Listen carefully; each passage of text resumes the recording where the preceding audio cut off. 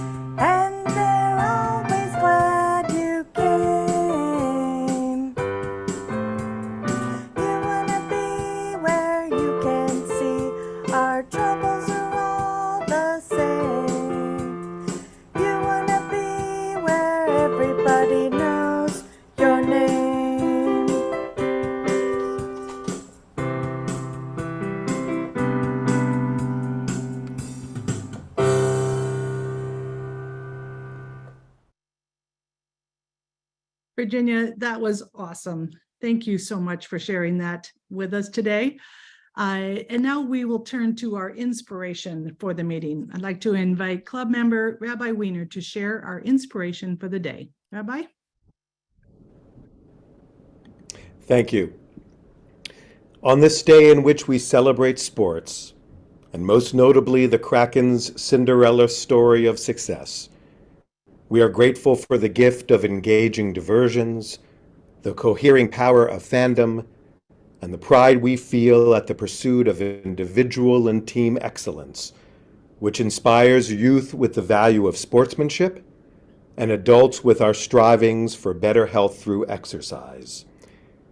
But particularly in our current cultural climate, when group pride has descended into rank tribalism, healthy competition has twisted into nasty conflict, and the pursuit of funds for contracts and skyboxes threatens to take all the fun out of the shared experience of spectator sports as one of our nation's great equalizers. We hope that better angels can temper base impulses, our fields of dreams can outshine our faith and profit, and that we might continuously rekindle that first idealistic spark of love and passion for sports we found on the vacant lots, concrete cul-de-sacs, and community ice rinks that span the romantic recesses of our memories. Thank you. Thank you, Rabbi. I really appreciate that. And thank you just for sharing your words of inspiration with us today. All right, we've got some guests who have joined us today, and I'm going to ask Karma to introduce them. Thanks, Beth. I'm aware of 3 guests, and if I don't say your name and you are a guest, please type it into the chat box so we at least know that you're here. Jamie Homer is a guest of Christy Christensen. I know you're here somewhere, Jamie. Welcome. Trey Beauchamp, also a guest of Christy Christensen, and I think Jeff Wilson, right? Hi, Jeff. Those are the guests that I'm aware of, so please, as I said, put your name in the chat box so we can at least wave at you. Thanks. All right. Thanks, Karma. I also wanted to say thank you to Brad Barber for serving as our meeting reporter today. Brad, thank you for that. All right, now I'm excited that we have a new member to introduce to you today, and club member John Kilpatrick will do the introduction. John. Ahoy, everybody. It's good to be back here. And thank you. And I'm particularly honored to be doing this new member introduction today. President Beth, honored guests, fellow Rotarians, it is my honor and privilege this afternoon to introduce the world's newest Rotarian and our newest young Rotary leader, Jorge Armando Gonzalez Chapa, Classification Healthcare, who was proposed by Nicole Klein. You're going to have to look hard to find someone with more potential to be a young Rotary leader than Jorge. Just for starters, it is Dr. Chapa, who is both an MD and a PhD, and currently a postdoctoral fellow over at what I lovingly call Montlake Terrace Community College.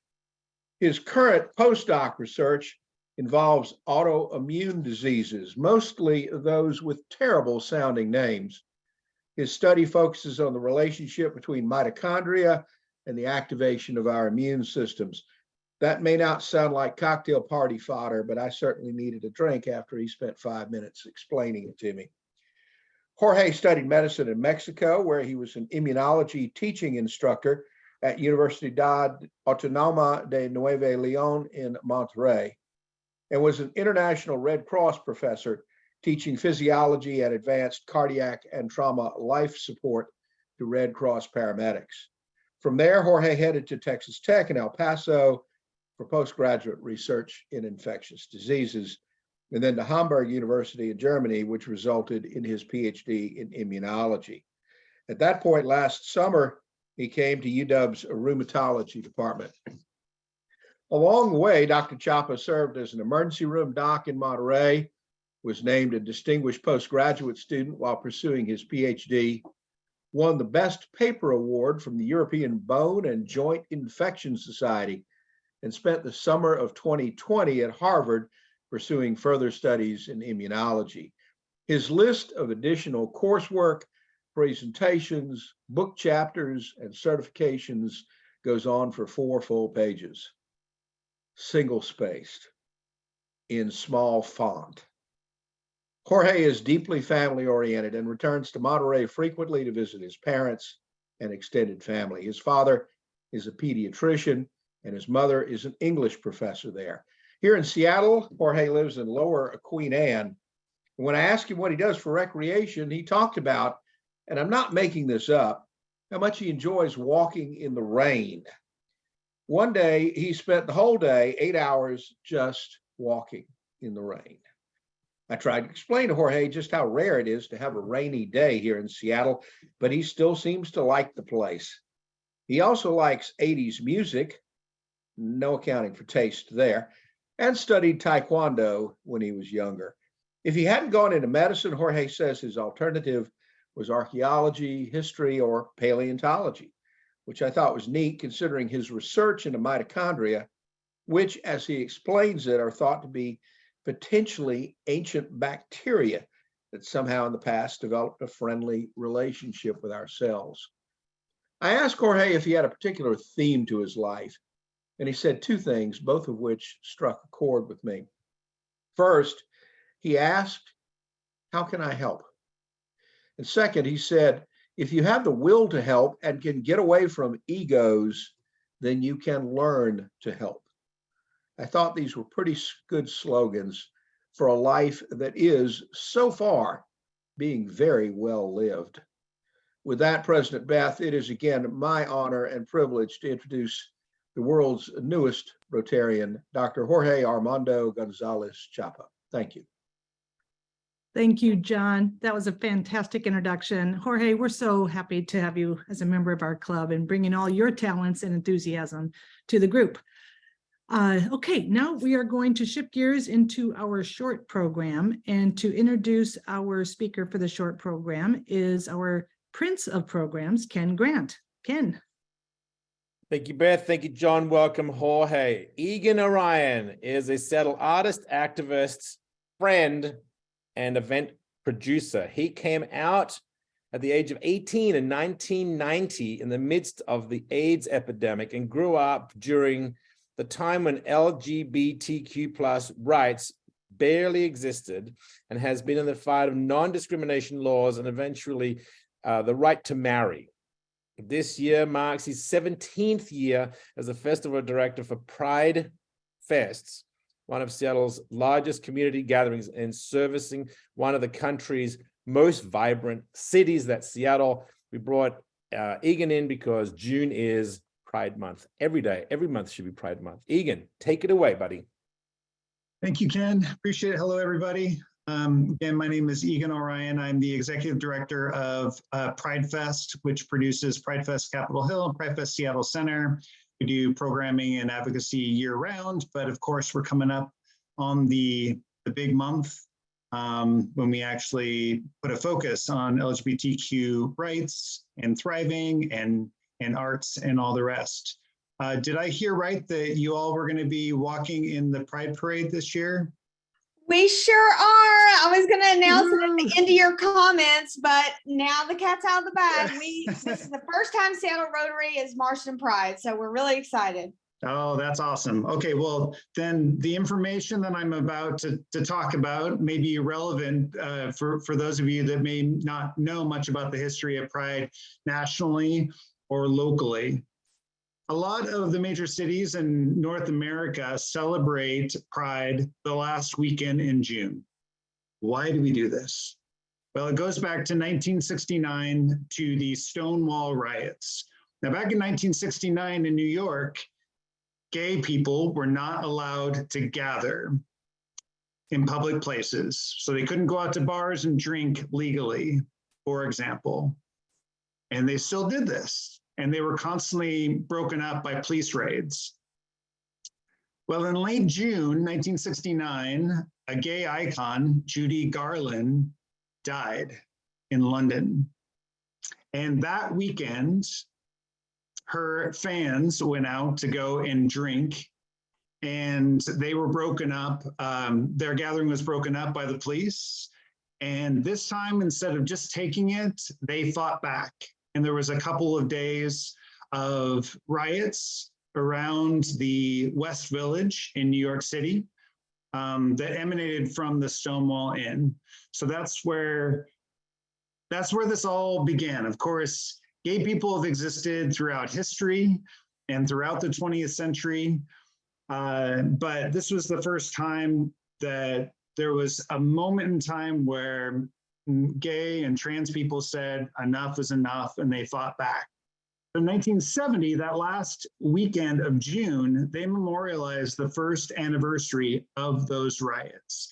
And little by little, there were cities around the country. It started in New York, spread quickly to San Francisco, and then to Seattle in 1974, where we celebrated our first Pride weekend. Now, the center of the local LGBTQ community at the time, especially for bars and clubs and that sort of thing, was Pioneer Square. And one of the more popular places was called Shelley's Leg, which was owned by a woman who had lost her leg during a parade, not a Pride parade. And she got a settlement. And from that settlement, she founded a club that was welcome to all people, including gay people. And she called it Shelley's Leg. So we celebrated our first Pride in 1974. That means that we'll be 50 years on in 2024. So we're coming upon our 50th anniversary, and you'll see the big Pride organizations really taking that to heart. As Ken mentioned, my intersection with this community has existed, well, probably since I was born, but I came out at the age of 18 in 1990. It was a very different time then. We didn't necessarily expect to be not discriminated against. We didn't expect to have the right to marry. We just wanted to be left alone, honestly, to live our lives as we saw fit. But over the 90s, as we started to get out of the AIDS epidemic, it became clear that there was still a lot of room for growth as far as our thriving was concerned. And that's when you start to see the conversation about marriage pick up. And we live in a state that's been very progressive. We were one of the very first states through a vote of the people to legalize same-sex marriage about 10 years ago. And then, of course, there was the national, there was the Supreme Court ruling in 2015. I actually got to sit in on Obergefell v. Hodges in April of 2015 and listen to 3 minutes of those arguments. And it was super, super moving. That was just an incredible time. But, you know, we've had our ups and downs. It was just the next year, right before Pride, that the shooting at the Pulse nightclub happened in Orlando. And we see this every year. We see there's movement forward, and then there's a couple steps back. So this is why we have Pride every year, because we can't take our rights for granted. There are vulnerable communities within our community that need to be fought for. And we see right now there's a whole range of legislation around the country that really seek to marginalize LGBTQ people, curtail their rights. And, you know, it's really affecting particularly the mental health of young people who are gay or queer or trans. And so, you know, we show up in great numbers every Pride to have a great time, to connect with our family, our friends, our community. But we also show up because we see Pride as a political act. And so you may not be part of the LGBTQ community, but you can be a good ally by also showing up to support those of us in the community. And this isn't necessarily about just LGBTQ people in general. It's about the right to thrive in our society, and finding ways to enable that amongst all the people that live around us. Seattle is one of the biggest Pride celebrations in the country. The events I produce, we host about 200,000 people each Pride weekend. And the Pride Parade has over 300,000 people that show up downtown to attend it. So there's definitely a lot of fun to be had, but I want, you know, with gay rights and trans rights under attack, when you're marching on June 25th, I want you to keep in mind that this is all for a purpose, and we really appreciate your solidarity. And let me be the first to say, even though we're not in Pride Month, happy Pride, everyone. Thank you so much for having me today. Egan, that was awesome. Thank you so much Egan. for being here and for sharing that message. I, for one, am really excited about participating in Pride Parade in June.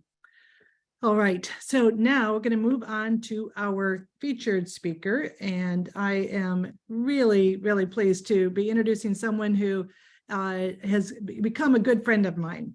And I couldn't be more delighted to introduce him, not only because he has played such a great role at the Kraken, but it's an opportunity to hear about his vision for creating an extraordinary experience for all the Seattle Kraken fans. And then he got to watch it firsthand come to life. Now, Todd is the Senior Vice President of Digital Innovation and Fan Experience for the Seattle Kraken. Prior to joining the Kraken, Todd's previous experience centered around tech companies in roles such as business development for Amazon and a global e-reading service. He co-founded a digital health, wellness, and lifestyle benefits platform and served as CEO of Liquid Planner, a Seattle-based online project management software company. He's a former hockey player turned entrepreneur, and Todd is charged now with redefining how Seattle fans experience the game in a city with deep hockey history, but one that also hasn't had an NHL team in almost 100 years. So with that, we'll turn it over to Todd Humphrey. Todd. Thank you, Beth. Good afternoon, everybody. This is a tough act to follow. First, we started with one of my favorite television songs Rabbi Wiener, I have listened to you for many hours at bar mitzvahs and others, so it's a pleasure to see you. New members, and then talking about Pride Month. So I am just honored to be here, number one, to follow each of you. Beth, thank you for the kind introduction. I joined the Seattle Sports Commission a couple years back, and that's been a real joy for me. I've been in Seattle almost 23 years. And so to be a part of the Kraken and the Sports Commission and groups like this, and just getting to know more people in this community, which I've come to call home, it's just been a real joy. So I thought I would do a few things real quick. And I do want to leave some time at the end because people always have questions, whether it's how do I understand hockey better, or what are you guys going to do with all that cap space? So I want to leave some room for questions. But as Beth mentioned, I am a former hockey player. I'm Canadian. If you haven't guessed that already, I'll say things like out and about. So born and raised in Toronto. Played college hockey for 4 years at Western Ontario in Canada.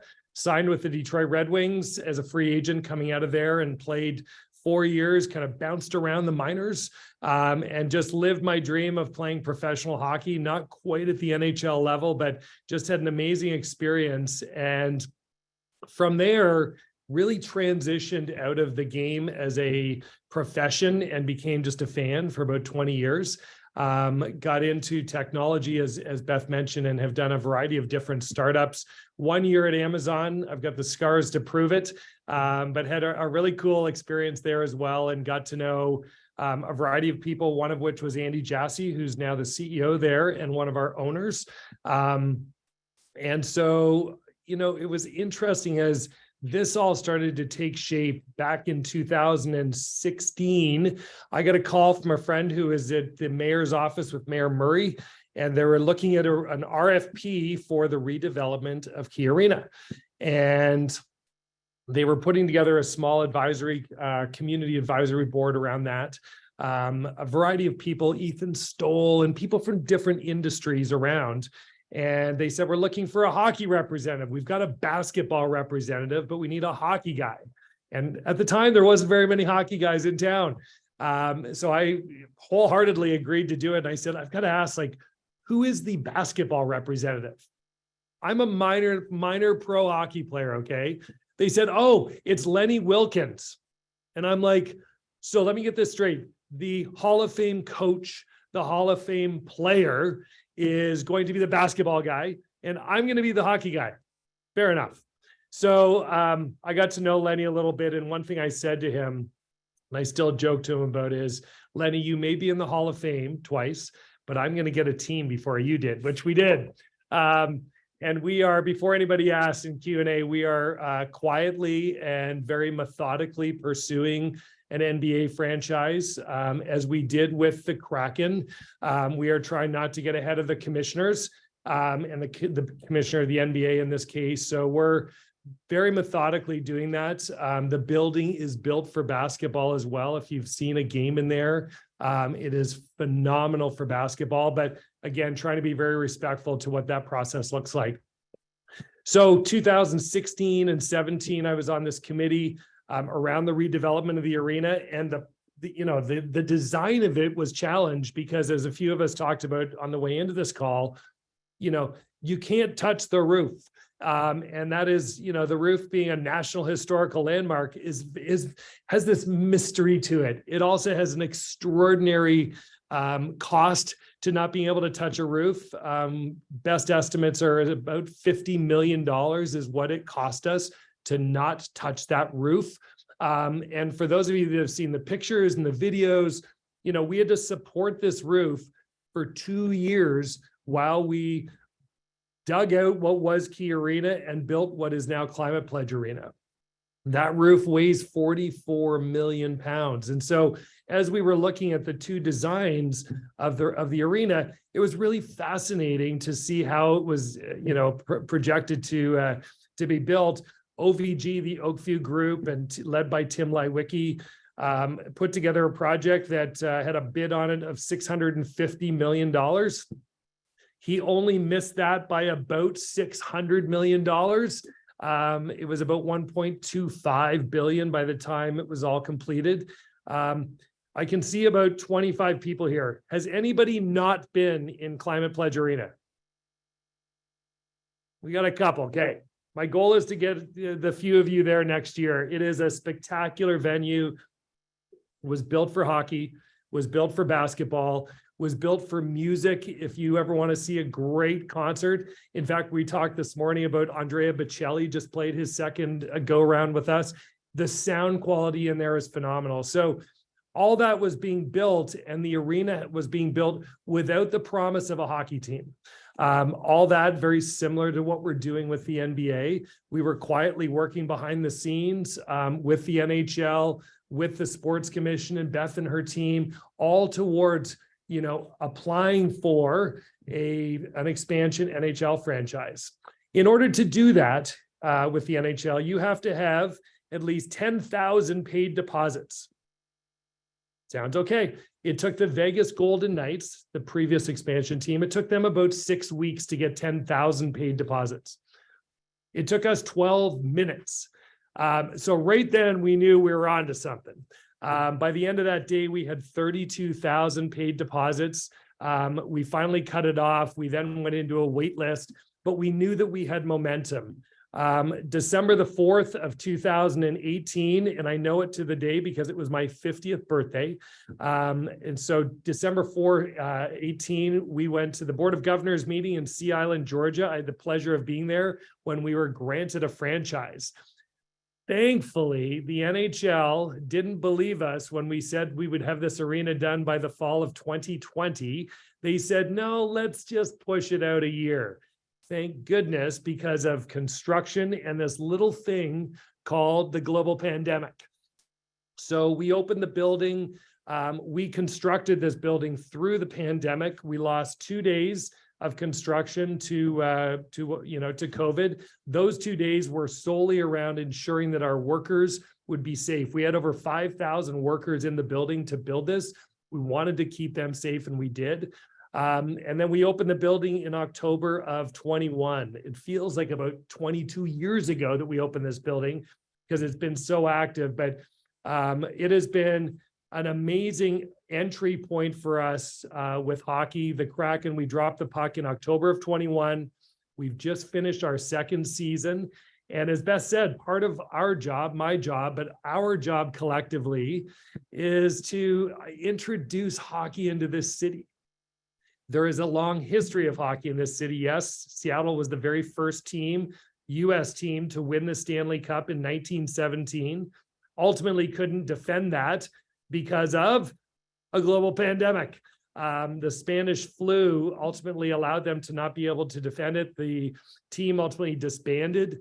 And so we were able to come out of a pandemic, launch this team into a city that hadn't seen pro hockey like this for a long, long time.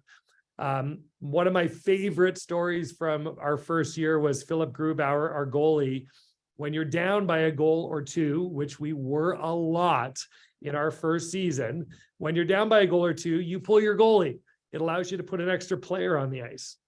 And the first time we did that, I had someone standing behind me and they said, "Oh my God, I think our goalie just quit the team," as he's skating off the ice. And I thought to myself, my goodness, I'm so happy we have a team, but my God, we have a lot of work to do here. And what we've noticed over the last 2 years, and a lot of you I know have watched us and grown with us, and the first year involved a lot of growing pains. But this team that we built and is still being constructed, we have found a way into the heart of a lot of people here. I'm going to show just a couple of slides. I didn't want to be too slide heavy here because I feel like slides get a little boring. Can you all see that? Very good. So this is one of my favorite quotes. There is loud, there is deafening, and then there's Climate Pledge Arena. I mean, try to hear yourself think in this place. That came during a broadcast, game 6 against Dallas about, God, it feels like 2 months ago. It was about a week and a half ago. And this is what Seattle is known for. But then you think about, okay, yeah, it's known it's, the Seahawks, but they've been around for 40 plus years. The Mariners, they've been around for how many decades? The Sounders, yeah, but that was an evolution. Very quickly, Seattle came into Climate Pledge Arena and they let their voices be heard. And I can't tell you that there is not a single team that comes in here where we don't talk to a player, a coach, an executive, somebody on their staff, and they cannot believe the enthusiasm that our fans bring. There is an aura that this team has created. We try to start it as the guys here, you see Ebbs, Jordan Everly coming onto the ice. We started underneath the tunnel. We've got the smoke, and it's amazing to watch this whole production come to life down there. And we bring it with a 4.5 minute opening. And if you've been in there, you see the tentacle come down from the ceiling of the arena. So there's a life that we've tried to bring to this. And part of it is our brand. It's an underwater, it's a beast that lives out off the coast of Puget Sound. And we really try to bring that to life. The other thing that we've seen and our fans, I think, have appreciated is getting to know our players a little bit. This is Matty Beniers. He is our 20-year-old, hopefully soon to be Rookie of the Year. He is a superstar in the making. And what you see here on Matty's face is just joy. There is so much joy that our players have gotten by living here, by playing here. The first year they could barely leave their apartments and their houses, and now we're able to get them out into the community, get them into the schools, the hospitals, and otherwise. This was a game-winning, overtime-winning goal. You see Matty again on the right-hand side. And the fans, I love looking at the pictures because you see the fans behind them. And you see a couple things. You see just pure joy. The guy in the white jersey, he can't even look. He's turned around. He's hugging probably somebody he doesn't know. The other thing you notice in almost every single picture of our fans is the amount of gear that they're wearing. It has been extraordinary.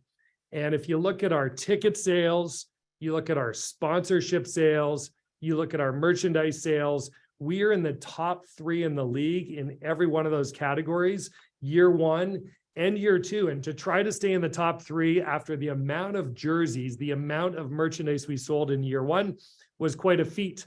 To give you some perspective, we sold 5,000 jerseys in the last 30 days. These are new fans. These are some repeat customers, but these are fans that have found their way to our team. 5,000 jerseys over the course of 4 weeks. The league can't believe what they're seeing. Excuse me. This is Matty throwing, I think, a puck over to a fan. This is our players after a game. They do a little salute from center ice. And then this is Yanni Gord, one of our, I would describe him as the heartbeat of our team, with Bowie. If you haven't met Bowie in person, he's a little freaky from a distance, but as you get closer to him, as you get to know him a little bit, he has just become a fan favorite. I like to say that every dude over 40 thinks it's stupid, and every person under 20 loves Bowie. So it's been a big success for us. Bowie here has his playoff beard. If you watch the playoffs, you know that hockey players grow playoff beards. So all that to say that, the first season was a tough one on the ice. The second season, we saw a lot more success. To give you some more numbers just at a high level, and please don't tweet these out. The Mariners went to the playoffs last year for the first time in a while. We managed to find our way into the playoffs in our second year here. We saw our TV ratings from the middle of the season to our playoff run tenfold. We had 10 times as many people watching playoff games as were watching that Saturday night game against Columbus back in February. We actually beat the Mariners, what they did last playoff run, into our playoff run. And we don't like to compare, just as perspective to what happened through this last month. And I was saying to our general manager this week, the run that our team just went on, and it was a little bit ahead of schedule, I will tell you. We didn't think we thought we'd have a shot at the playoffs. We thought we could maybe get in to beat the former Stanley Cup champs, the Colorado Avalanche, and then take the Dallas Stars to a seventh game and lose 2-1 in a seventh game. It was ahead of schedule. And I think it really accelerated hockey in this city by a year or 3. I really feel like it pushed us forward. So it's, now the challenge is the expectations are up. We've seen playoffs. People have seen playoff hockey and they want to see more of it. And around the league, we're no longer going to be a surprise.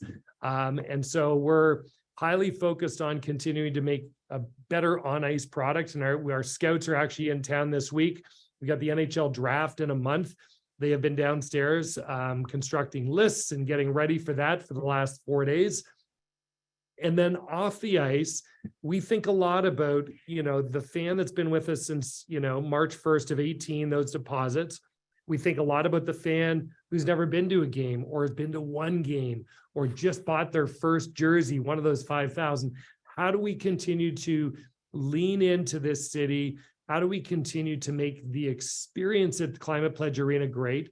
How do we get better with our broadcast, whether it's radio, and we have a lot of listeners on radio only? How do we get better on television? How do we get better across all our social channels? How do we get better in sort of every different facet of our organization? And one of them, and I'm really happy, we talked a little bit about pride. We have, from day one, Todd, our CEO, has been extraordinarily focused on community. Last week, he was selected as the Blake Nordstrom winner, as the Humanitarian of the Year. Could not think of a better human being for me to be learning beside, around, from, because I can't tell you the number of conversations, the number of meetings we're in, where he leaned back to, is this the right thing to do? Not is it going to drive the most margin? Not is this going to sell another 100 jerseys? Is this the right thing to do? Is this going to make us better? Is this going to make the community better? And I think if you ask yourself that as an organization, as a company, as a group, whatever it might be, if that's the ethos of which you're built, it really does take on a life of its own internally. And Pride is a great example for us.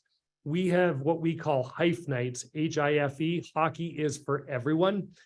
Pride is by far our most popular one. What our guys do is they wear a specially designed jersey. We work with local artists to ensure that we have some real authenticity, whether it's military night, Black Hockey History Night, Pride Night. We have 8 of those through the year.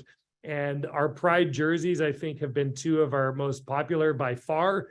We auction those jerseys off. They go back towards our foundation. We have a lot of other merchandise, whether it's hats, T-shirts, etc. And we make the entire arena. It is Pride Night, or it is Black Hockey History Night, or it is Women in Hockey Night. And Pride has been extraordinary for us. We marched in the parade last year. We will again this year. Our guys take it very seriously. There was some conflict around the league this year. There were some players, primarily Russian players, that didn't want to wear the jerseys. Some teams chose not to do that. It's just another example where we as an organization are very much entrenched in this community. Our players are committed to this community. They're doing very quiet outreach to different groups and factions in this community.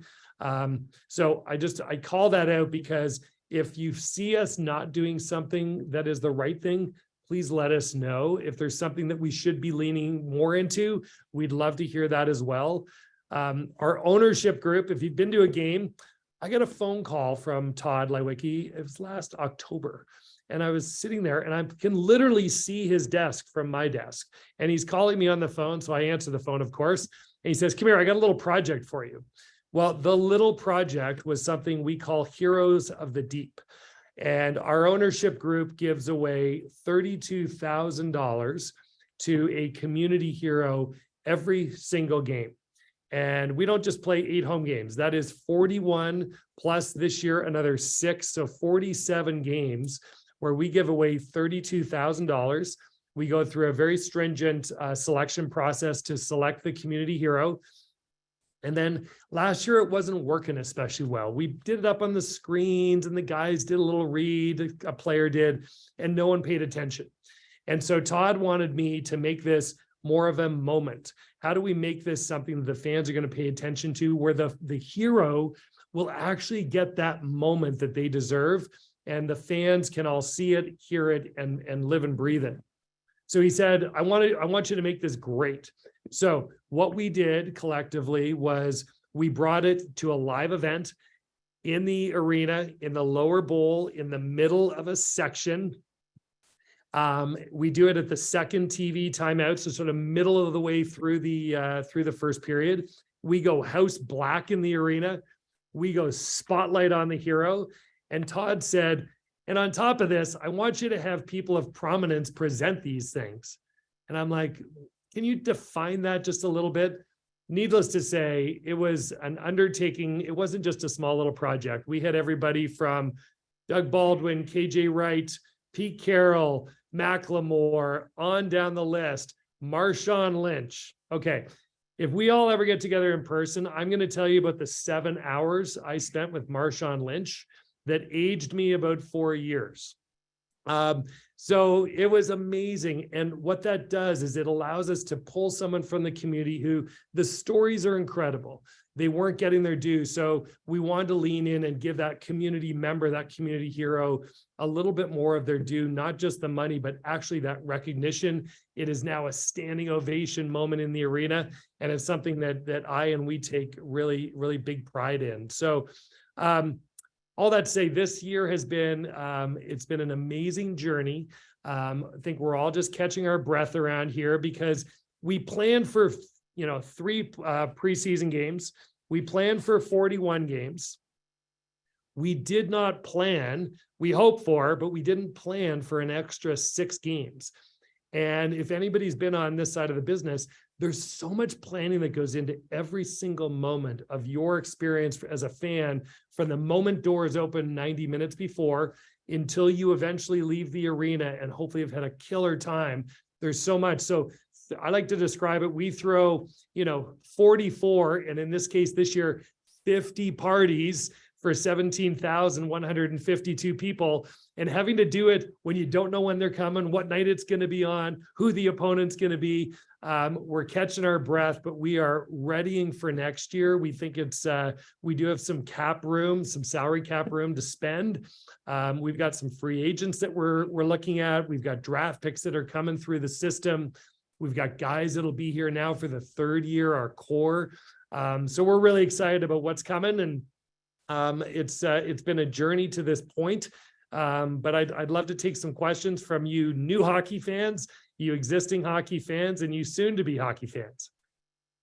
Todd, thank you so much. Awesome. Very, very helpful. For a novice who only watched one game and probably the best game, I think, out of the entire series, I got a lot of that. So there's a lot of questions and not a lot of time. If you have time after we're done, there's also a lot of accolades, which I wish I had time to read out, but you might want to look in the chat to find some really good accolades. I'll start with, Seattle has had the Thunderbirds. Tell us what, if any, relation is there between the two teams? Well, our Thunderbirds, and I say our because they are a Seattle team, they're traveling probably today up to Kamloops, British Columbia. They are playing in what's the Memorial Cup, which is the junior championship. They have a team from the Quebec League, a team from the Ontario League, and in this case, this year, 2 teams from the Western League. They're competing there. We don't have a formal relationship with that team, only because you can't. They are one team that we draft from, we can sign players from, but junior teams, unlike it was years ago, junior teams and National Hockey League teams can have a direct affiliation, because a team, the Edmonton Oilers, may also draft a player from the Seattle Thunderbirds. So we watch them. They're obviously the closest team, them and the Everett Silvertips, for our staff to go and scout players as they come through the Western Hockey League. But we follow them closely. We as a staff have been to so many games this year. They are stacked. I heard one of our scouts say they may be one of the top 5 junior teams ever assembled in the history of the Canadian Hockey League. If you get a chance to watch it, I think they open on Friday. I've got a friend who's coaching the Ontario Hockey League team, so I know his schedule as well, so I may be confused, but try to catch a game. It's extraordinary, and we wish them luck, but we do not have a direct affiliate. Thunderbirds are go. I just wanted to say that so badly. For a couple of us that understand that joke. The Kraken organization and team is very engaged in the community. What role has this played in the fan experience? It's a really good question. One of the things that we recognize is coming to a Kraken game, much like most sporting events, not the cheapest thing to do. Climate Pledge is a wholly privately funded arena. Our prices are high. At the same time, we've tried to open up. We've got about 500 seats that are priced less than $40. So you're going to see us go even deeper on that next year, doing some family packs where it's 4 tickets plus 4 hot dogs plus, trying to make it a little more accessible for more people. But we do have a lot of tickets, hundreds of tickets that are cheaper than some of the others. So we've tried to make it more open to the community. Other things we've done in and around, just from a fan experience standpoint, the name on the arena, Climate Pledge Arena, what that should tell you is please don't everybody hop in their car and drive to the arena. We spent a lot of time thinking about that. What most people do when they go to an event, they drive as close as they can get, and then they do a reverse corkscrew looking for how close I am and how much it's going to cost. So we've tried to be really directional if you are going to drive and tell you where to park, allow you to pre-purchase parking. But more importantly, our ownership group provides free public transportation to and from the arena for anybody who's got a ticket. So you can ride a bus, the light rail, the monorail, which we now own half of and are further developing, a water taxi. So we're really encouraging people to take public transportation. It is better for the environment. It alleviates these crazy parking situations and traffic situations. We are averaging about 5,000 rides a game for people coming to Kraken games. So it's a way in which the experience, and from a community and an investment standpoint for us, we're really proud of it, and we're going to continue to lean in. And the more people that do it, the better. And those monorail rides to the game are really fun. And we're trying to just create more of a vibe around, public transportation can actually be a great way to get there, even if you drive downtown and monorail in. So we're doing a lot of work around the Hive Nights. We do a lot of work with where we are, and I'm sitting now at Northgate Elementary and some other groups. We're developing some things down in South Park. So we're just looking at how do we continue to look at different areas of the city and where can we lean in, both from an investment, a monetary investment, and also from time. Some of the things that we can do best is just contribute our time, whether it's our staff, our players, our hockey staff. So continuing, but again, if there's ideas, I'd welcome to hear them, because we are looking for, we're trying not to just say, hey, tell us what you think. It's like, tell us, and then we want to listen to you and see how we move forward with it. All right, got 1 minute left for one last question. How hockey crowds and teams appear to be pretty white. What are the Kraken and the league doing to be more inclusive? Let me know if you think I'm wrong. I don't know who asked the question, but I do not think you're wrong. It has traditionally been a very white sport.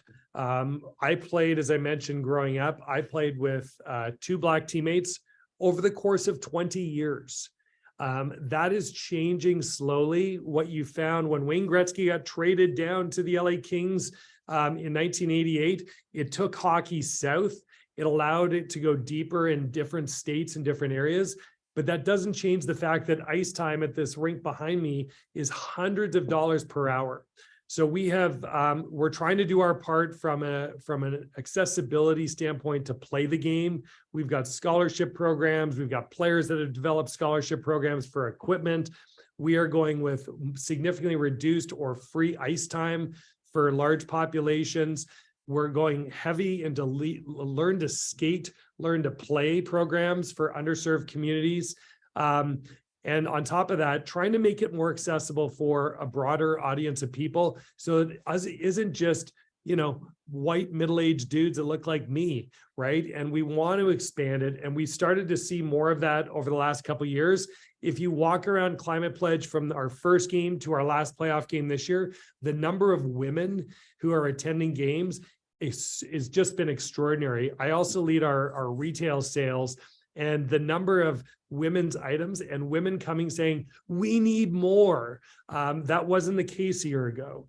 All that to say, we've got work to do. The NHL has work to do. There's a lot of it that is being done. It's going to take some time, but it's an area that we're really leaning into. We find value. If I look around our office, we are, I think, 43% women. As we look at diversity, I think we're 28%. If you look at our executive team and our senior management team, similar numbers, if not better than that. So we've taken, you know, it's actually one of our company goals is we are really heavily pushing and dedicated towards D&I.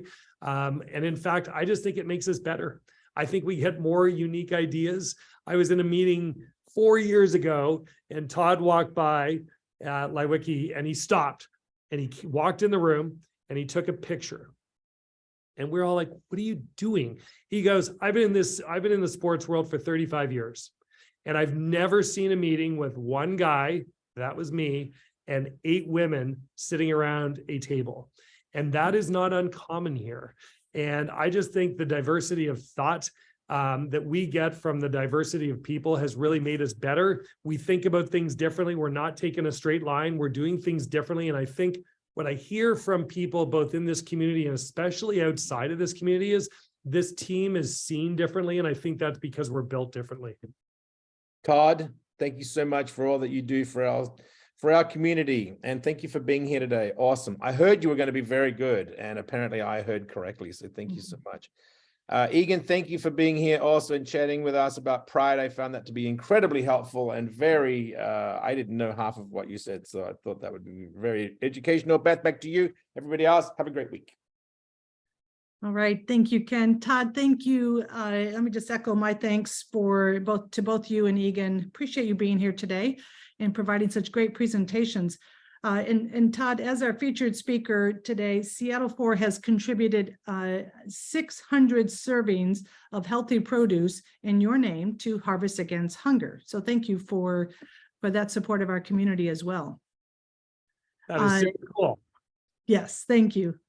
And I'd like to thank our sponsors, starting first with our gold sponsor, Bob Alexander. Thank you, Bob.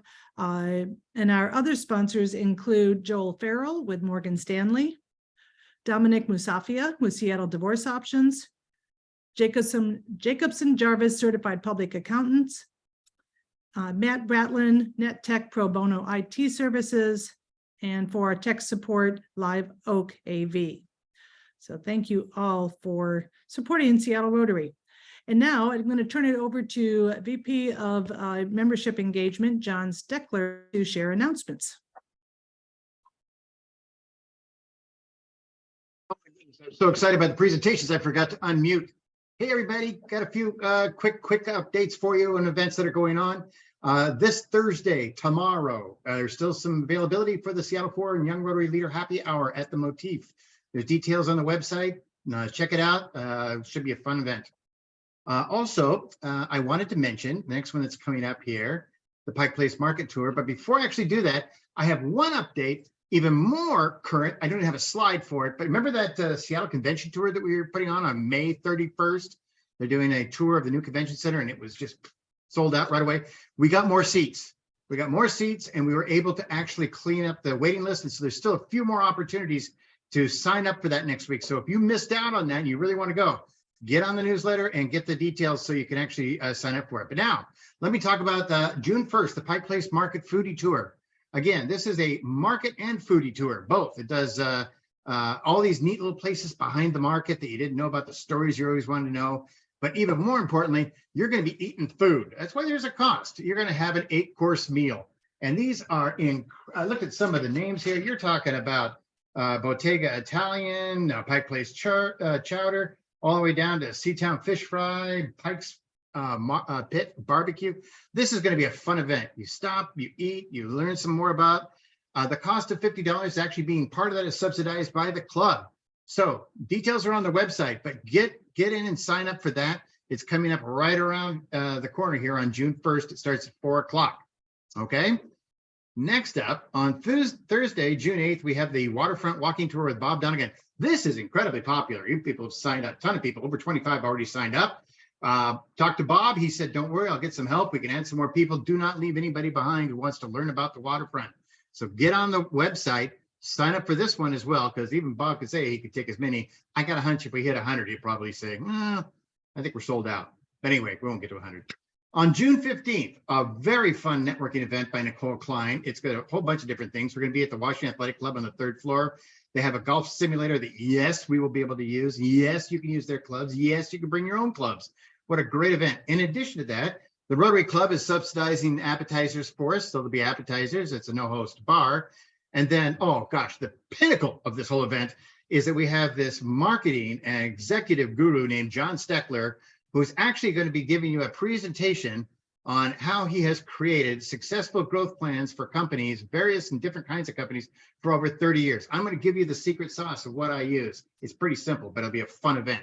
So sign up for that one as well. We want to know you're coming, so we got enough food. First time we're going to mention this. Yes, President's Party for Beth Knox is on June 29th. Yay, 5 to 8 p.m. This is at the Queen City Yacht Club. You couldn't ask for a more exotic and beautiful location at a yacht club with the boats and everything. We also have food. We'll have subsidized drinks, so they're very inexpensive. Drink coupons like $2. So come on, you can't even think about liquor for that price. Couldn't even buy a soda pop for that price. It's a wonderful event. Please sign up for it. We have lots of different things going on, and we want to show our support and thanks to President Beth, who's completed an entire year. So do start thinking about that. Get on the website and get signed up. Oh, and don't forget your celebrity bartenders, Pete Delaney and John Steckler. Yes, will be once again back behind the bar, and we will be creating something exotic and creative for you. This is a fun evening. Got to stop talking, move it on to the Prince of Programs. Thank you, John. All right, I'm going to throw this over to Mary real quick, 20 seconds. Oh, yes, 20 seconds. So the formal announcement, Rotary Club of Seattle is participating for the first time in the Seattle Pride Parade. This will be Sunday, June 25th. Details forthcoming. We have Jim Gladish attending a mandatory training next week. So more details will be made public to the club after that. But I really, really want to see a strong show of support from the club. It was affordable for us to do this, and I thought, why the heck not? So come on out. We'd love to see you. Thank you, Mary. All right, so next week we do not meet. The week after that, not only next month is Pride Month, but it's also Alzheimer's Awareness Month. So we're going to kick things off with a really renowned author, Rose Alice Peel, back at the Rainier Club. 1, check. The week after that, wow. The week after that, I saw Geraldine on the call. We're going to hear the story behind Cinnabon, the inventor of Cinnabon, and some extra stories on top of that. So that'll be awesome. And then we're going to kick summer off with a visit from the Hydroplane Museum. And then the very last meeting for Beth will include, please make this a special occasion because there's all sorts of special guests coming who we're not talking about. But the one we are talking about is our very own 50/30 president, Kay Peterson. Beth, back to you. All right, thank you, Ken. So I'm going to leave you, as I do each week, with a sports report of the Seattle sports community. So the Mariners scuffled through their last road trip, winning 4 and losing 5, but they've taken the first 2 games of 4 with Oakland right here at home. They have a 10-game homestand that also includes 3 games each from the Pirates and the Yankees. With a 24-24 record, the Ends hope to top the 500 mark for the first time since starting the season. Now, both the Sounders and the OL Reign unfortunately lost last week. But in spite of that, in spite of losing 4 of their last 5 games, the Sounders are second in the Western Conference, while the Reign did drop to 5th in the NWSL. The Sea Wolves rugby team won again, and they sit in second place with a 10-2 record. Storm kicked off their season last weekend and got a look at the reality of playing without two future Hall of Famers, Sue Bird and Brianna Stewart. They were unfortunately blown out at home by the defending WNBA champion Las Vegas Aces. And the Storm plays this Friday at Climate Pledge Arena against Dallas. Now, the always competitive University of Washington softball team lost their first game of the tournament last Sunday, 1-0. And then facing elimination in the tournament, they were down 6-0 in the final inning before making a storybook comeback with 7 runs, several of which were with 2 outs and down to their last strike, and ultimately beating McNeese State 7-6 to advance to the NCAA Super Regional this weekend. Coach Heather Tarr's Dogs will take on number 22 Louisiana this Friday. And the Seattle Thunderbirds, as you heard, they swept 3 straight games at home to win the Western Hockey League title, 4-1 against Winnipeg. So congratulations to the T-Birds. And I'll leave you with a quote from collegiate All-American softball player Jenny Finch. Jenny is winner of the 2001 Women's College World Series and later led the United States women's national softball team to a gold medal in the 2004 Olympics and a silver medal in 2008. And she said, growing up, I looked up to Major League Baseball players. And now these young women have amazing, incredible women all across the board, from swimming to gymnastics to softball to basketball, who serve as inspirational role models. Progress in our society comes at many different paces and different forms. I'm grateful for the opportunity to celebrate the Kraken's rapid progress in the NHL and their inclusivity in the community. Todd, thank you for that. I'm grateful to celebrate Pride next month with Egan, and to celebrate the rise of women's sports and subsequently the athletes who compete in women's sports. I hope everyone has a great week. We will see you in June. Meeting adjourned.